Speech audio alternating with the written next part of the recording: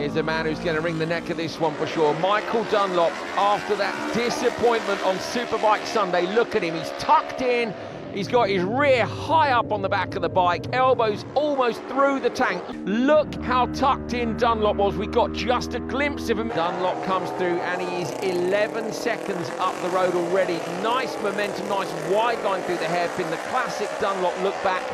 See the slow-mo there, Michael Dunlop making the pass. Yeah, the rise, and of course no siding lap, no warm-up lap this morning. These riders are going in completely blind. I always say these are the conditions that favour the brave, and there's none braver than Michael Dunlop. Yeah, absolutely.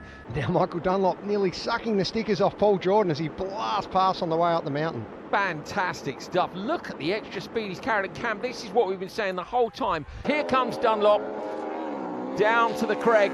Pitches the bike into the right-hander. He's pushed by Pete Hickman from a steady start. This man leads Hickman by 10 seconds. He's tucked in, he's on a big old push.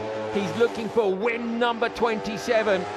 Got to be careful and look after that machine. There's still a couple of laps almost to go. He's coming in a little bit sideways, as always, not the smoothest, but hey, exhausted up. Michael's there, look, visor up. You can see the front of these machines today. The boys mentioned it in the comms. Hardly any flies around. No need for a visor change or new tear-offs on the visors or anything. So, oh, massive splash of fuel on there for Michael's bike. Here we go, visor up. Doesn't even look behind him. Straight out the pit lane on the limiter. No! Coming up to split the side cord back on the side. The left hand side cord is popped off the side of the right. Who's finger at it? Second up, picking away. Can he get going, Chris? If Davey Todd can't get going. Yeah, Davey Todd's got a bit of a push. Sloping just back where he is now. So he's finger the ball. Go on, Michael. Go on, Michael. Go on, mate. Go on, mate. Comes Dunlop. Let's see how much caution he shows it. Yeah, and stands it up a little bit too. Yeah, almost a carbon copy. But you can visually see how hard Michael Dunlop is pushing. He's clearly the fastest out on course at the moment. Now here's Dunlop, look, wringing its neck. You can just see, we talk about the body language a lot. Bottom of Bagaro, watch this. You can hear the throttle trace in the background, absolutely pinned. He's 10.7 up on Pete Hickman. These bikes are pretty highly strung, and Dunlop, looking at the pace he's on, he would have been on lap record pace were it not for the pit stops. His elbows are almost down in his hips when he's in position on that machine. But I'm sure that disappointment in Superbike has just been more fuel on the fire for Michael to try to record this 27th win. He's got to go for it, hasn't he? He's got to get. But you know what? It's not in his nature, is it, to ride for a finish? As we watch Michael Dunlop peeling through Windy Corner, white line to white line. Dunlop coming down towards the Craig. Look at the people on the banks there, feet out almost into the racing line. That's how close you can get. Into the right-hander. Might see a pit board on the left-hand side here. There it is. That'll be telling Dunlop where he is and what he's got to do. Helicopter follows Michael Dunlop for these few final miles to complete lap 2. Then there's just one lap standing between him and that elusive 27th TT win. But this man, Michael Dunlop, on 26 TT wins, has been at the top of the timesheets right from the start. He's caught the last man on the road in front of him, said he's been at the top of the timesheets all day anyway, and he blasts past Coward easily. Dunlop now first on the road and first on the timing screen. Jamie Coward, he's going to hang on to the back of Michael Dunlop if he can, but he's going to have to work.